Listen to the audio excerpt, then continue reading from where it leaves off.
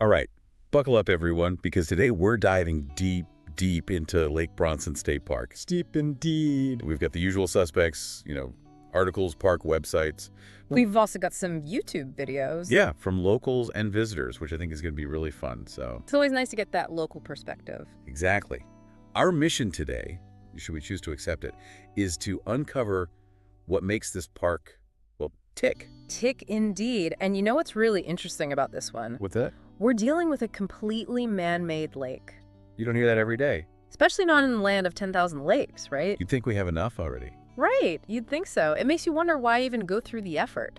Yeah, what's the backstory there? Well, picture this. It's the 1930s. The Dust Bowl is in full swing. Oh, wow. Yeah. Drought is just crippling the entire region. Wells are running dry. So they decided to build a lake. Wait, they just built a lake. Like that was the solution. Pretty much, yeah. But it wasn't as simple as just digging a hole and filling it with water. The Wikipedia article mentions they had to deal with a quicksand foundation for the dam. Oh, no. Can you imagine that? Pumping out water while you're trying to build? That's wild. What about those seepage pipes? I was reading about that. Oh, yeah, those seepage pipes. Talk about a genius. A testament to the human element of this whole story. It really is. And the town of Bronson, they were so proud of this lake, they actually renamed themselves Lake Bronson. I love that. It's like this whole thing, this struggle against nature really forged their identity. Absolutely. It definitely makes you see the lake in a whole new light. Ah. But Lake Bronson State Park, it's more than just a lake, right? Oh, absolutely. It sits right on this border between prairie and forest, which is already pretty rare in Minnesota. Oh, that's cool. And you know what that means? Diverse wildlife, moose, elk, all sorts of birds. Now, one of the YouTube videos we watched, I think it was the one with the grandpa and grandson fishing, they mentioned a restored prairie area. Oh, interesting. Do you think that means we could spot some unique prairie critters there? Possibly. I mean, it would make sense. But it's funny, the guy in that video, he was looking for that elk herd north of the park, struck out completely, Yeah. but he did stumble upon this really unique Russian Orthodox church. Really? Yeah, kind of fascinating little detour. That's cool. All this makes me think, this park sounds like it has a lot going on. It does. What if I just want some peace and quiet? Is that even an option? That's a good question. There are a ton of activities listed in every single source we looked at, like fishing, swimming, boating, even winter sports. Oh, wow. But they also mention these quieter aspects, like specific campgrounds that are more secluded. So there are definitely options for folks looking to escape the hustle and bustle. Okay, good to know. I'm already getting this sense of bustling activity, but then also tranquil nature all mixed together. Yeah, it's an interesting blend. And speaking of blends, we can't forget the history. All those WPA era structures, especially that 45-foot stone water tower, the tallest in all of Minnesota's state parks. You know what else is cool about it? What? It doubled as an observation tower. Oh, wow, multi-purpose. Talk about resourcefulness. Talk about ingenuity. Right, like even their buildings were multifunctional. And speaking of which, they also built the picnic shelters. They did. They built an office, a garage, even the bathing facilities. It's quite a legacy. It's like stepping back in time. It is. I wonder what it was like to be part of that era, building something so lasting and impactful. It really makes you think, doesn't it? That sense of community, purpose, craftsmanship. It seems woven into the fabric of the park itself. I love that. And speaking of stories, that local in the YouTube video, he mentioned that the grocery store in town closes early for high school football games. Oh, that's classic. It's those little details. They really bring a place to life. Absolutely. And a good reminder to stock up on snacks before you get there. Yeah, good point. But for those who want to maybe burn off those snacks after they stock up, they got plenty of hiking and biking trails, right? They do. The Lake Bronson Hiking Club Loop was mentioned specifically, and the Lake Bronson Prairie Walk. And get this, they've even got paved bike trails. Oh, nice. I like that. Okay. Always a plus. This whole park sits in what's called the tallgrass aspen parklands biome. Which is pretty unique. Yeah, very rare in Minnesota. You'll be in grasslands mixing with forests, which is probably why they have such diverse wildlife. Exactly. It's that blend of history, nature, and a little bit of small town charm, all anchored by this incredible man-made lake. And speaking of incredible and man-made, did you know Lake Bronson State Park is actually featured in David Robbins' N-World book series. No way, really? Yeah, he calls it the home of the main characters. That is so cool. It's a whole other dimension to the park's identity. I wonder if visiting it would feel like stepping into the pages of a post-apocalyptic novel. Maybe we should pack a copy for our trip. Just in case. Just in case. But jokes aside, it is fascinating how a real-world location can inspire fiction and become part of a story. It speaks to the power of place, doesn't it? Yeah.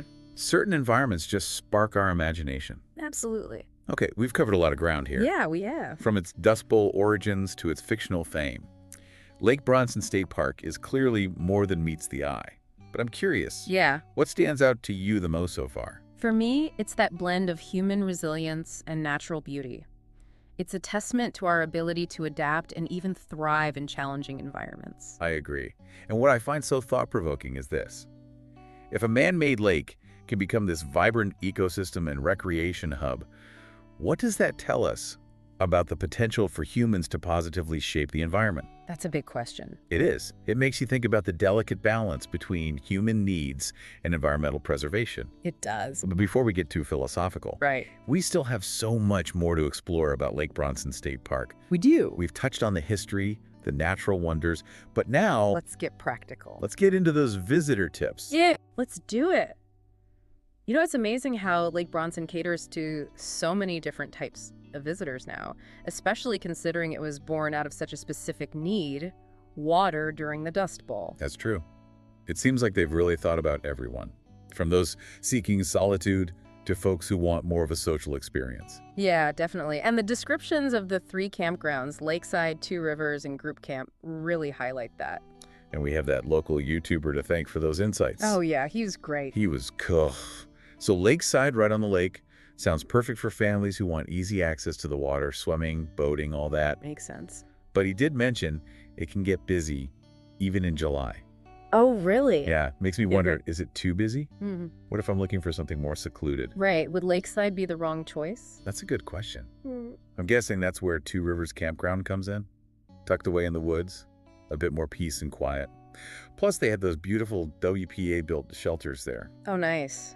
Adding a touch of history to your stay. Exactly. Hmm. And then there's Group Camp, perfect for a family reunion or a book club retreat. Oh, imagine discussing N-World right there in the heart of the home. That would be amazing. But for those who want a little more comfort than a tent provides, they even have a camper cabin. Oh, that's cool. It reminds me how important it is for parks to have accessible options for everyone. Not everyone can rough it in a tent, and that shouldn't exclude them from enjoying nature. So true inclusivity is key. And speaking of practicalities, the Minnesota DNR website does a great job of laying everything out. Daily or annual park permits, separate camping fees. It's all very clear and easy to navigate. I like that they even had accessibility information, which is so important. Everyone deserves to experience a place like this. Definitely. Yep. Okay, but let's talk about something truly unique to Lake Bronson. Its location in the tallgrass aspen parklands biome. Oh yeah, this is where it gets really interesting. This biome is rare in Minnesota, like really rare. It's this transitional zone where the prairie meets the forest, creating this unique blend of habitats. So cool. No wonder we see mentions of moose wandering through aspen groves and sandhill cranes soaring over grasslands. I know, right? It's like a nature lover's dream. And for bird watchers, forget about it. This park's got to be a haven. Oh, absolutely. Owls, woodpeckers, warblers, even grouse. And of course, tons of waterfowl because of the lake. Of course. I bet that observation tower provides some incredible views for bird watching, especially during migration season. Oh, can you imagine seeing those flocks passing overhead against the backdrop of the prairie and the forest? Breathtaking. Okay, now getting serious wanderlust. We have to plan a trip. But back to the biome for a moment. I find it fascinating that this transitional zone, so rare in Minnesota, was also the setting for those N-World books. Oh, yeah. It's almost like the author deliberately chose this unique environment to add a layer of realism to his post-apocalyptic world. Right. It makes you think about how environments shape not just the natural world, but also our stories and imaginations. So true. It's a reminder that nature is more than just scenery. It's a source of inspiration and wonder. Okay, we've covered the history, the natural features, the recreational opportunities, even the literary connections of Lake Bronson State Park. We even got a glimpse into that local culture. The small town charm. Exactly. Nailed that. But the thing that keeps coming back to me is this whole idea that this oasis was born out of necessity. during a time of hardship. The Dust Bowl was devastating, but from that struggle came this incredible place. It's a testament to human resilience and our capacity to find solutions even in the face of challenges. And it raises this thought-provoking question. If we can create something as wonderful as Lake Bronson State Park in response to a crisis, what other positive changes can we bring about through collective effort and innovation? That's an excellent question. It speaks to the power of human ingenuity and our ability to shape the world around us, but it also highlights the responsibility that comes with that power. Oh, yeah. We need to make sure our actions are sustainable and beneficial for both people and the environment. Absolutely. It's a delicate balance, and one that we need to be mindful of as we continue to explore and interact with the world around us. Well said. It seems like every deep dive we do leads to more questions than answers. I know, right? But in the best way possible. I agree. It's all about sparking curiosity and encouraging our listeners to continue exploring, learning, and engaging with the world around them. Speaking of exploring, we haven't even touched upon all the different hiking and biking trails in the park. That's right. There's the Lake Bronson Hiking Club Loop, which seems to be a favorite among all trails users, and the Lake Bronson Prairie Walk, where you can really immerse yourself in that tall grass, aspen parklands habitat. And we saw mentions of a paved bike trail leading to the dam. Imagine the views. Oh, I bet. And the history. It's all right there. It's a reminder that this park is a blend of natural and human-made elements, each contributing to its unique character. It's a story woven into the very landscape. And for those who want a truly immersive experience, there's always canoeing or kayaking on the south branch of the two rivers. Oh wow, the very river that was dammed to create Lake Bronson. Imagine paddling along those waterways, surrounded by nature, feeling the presence of history all around you. What a fantastic way to connect with the past and present of this remarkable place. I love that. It highlights the diverse range of activities this park offers, from leisurely strolls along the beach to adventurous hikes through the woods. There's truly something for everyone. It's clear that this park isn't just a destination. It's an experience. It's a place to reconnect with nature, to delve into history, and to create lasting memories. And to reflect on that delicate balance between human impact and environmental preservation. Exactly. So as we wrap up this segment of our deep dive, I'm curious, what has resonated most with you about Lake Bronson State Park? For me, it's the reminder that even in the face of adversity like the Dust Bowl drought, humans have the capacity for innovation and resilience. We can create something beautiful and beneficial out of something difficult. I agree. And it's inspiring to see how a man-made creation like Lake Bronson has evolved into this vibrant ecosystem, providing recreation, beauty, even inspiration for literature. It makes you wonder, what other positive impacts can we have on the environment when we combine ingenuity with respect for nature? That's a question worth pondering. It is, and it speaks to the importance of continued exploration, learning, and thoughtful action. But before we get too philosophical, we still have one more layer to uncover in our Lake Bronson State Park deep dive. Oh, we do. We've explored the facts, the history, the potential. But what about the actual experience of visiting? That's right. We have those firsthand accounts from YouTube videos and All Trails reviews, a treasure trove of insights waiting to be uncovered. So let's dive into those visitor perspectives and see what gems we can unearth. Okay, so let's shift gears a bit and hear from the people who've actually been there. Boots on the ground at Lake Bronson State Park. We've got those YouTube videos and All Trails reviews to give us that firsthand perspective. Yeah, those can be so valuable. It's one thing to read about the history and the nature, but it's another to hear about what it's actually like to visit. Exactly. So let's start with those YouTube videos. Remember that local who mentioned the grocery store closing early for the high school football game? Oh, yeah. Charming detail, but maybe not so convenient if you arrive late and haven't stocked up on supplies. It does highlight the importance of planning ahead, especially when you're visiting a smaller community. Very true. Okay, so let's say we've arrived, we've got our snacks, and we're ready to explore. Where should we head first? Well, based on those All Trails reviews, the Lake Bronson Hiking Club Loop seems to be a popular choice. It's described as a relatively easy hike, suitable for families, with some gentle elevation gain, and of course it loops around the lake so you get those amazing views. I was also intrigued by the mention of horseback riding trails. Imagine exploring the park on horseback, trotting through those aspen groves, taking it all in at a slower pace. Sounds amazing. According to the Parks and Trails Council website, there are 8 miles of dedicated horse trails, a whole different way to experience the landscape. Definitely. And speaking of different perspectives, we can't forget about that observation tower. Oh, yeah. Those panoramic views from the top must be incredible. Absolutely. Not just for the scenery, but for the historical significance, too. You know, a reminder of the WPA era and the people who built this park.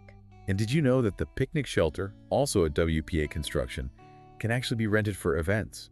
Really? Yeah, I'm picturing a family reunion there, surrounded by history and nature. Maybe with some stories about the Dust Bowl days being passed down through generations. That's beautiful. It really seems like Lake Bronson has something to offer everyone, whether you're seeking adventure, relaxation, or a connection to the past. It really does. And it manages to balance accessibility with preservation, which is so important. We saw mentions of accessible trails and campsites, ensuring that everyone can enjoy the park, regardless of their abilities. And at the same time, there's this clear focus on protecting that unique tall grass aspen parklands biome. It's a great reminder that recreation and conservation can and should go hand in hand. It's like a microcosm of that larger conversation we're having about our relationship with the environment. We can enjoy these spaces, learn from them, be inspired by them, but we also have a responsibility to protect them for future generations. Well said. So as we wrap up this deep dive into Lake Bronson State Park, I'm left with a sense of wonder and a strong desire to experience this place firsthand. I agree with you on that. It's more than just a park. It's a story of resilience, ingenuity, and the enduring power of nature.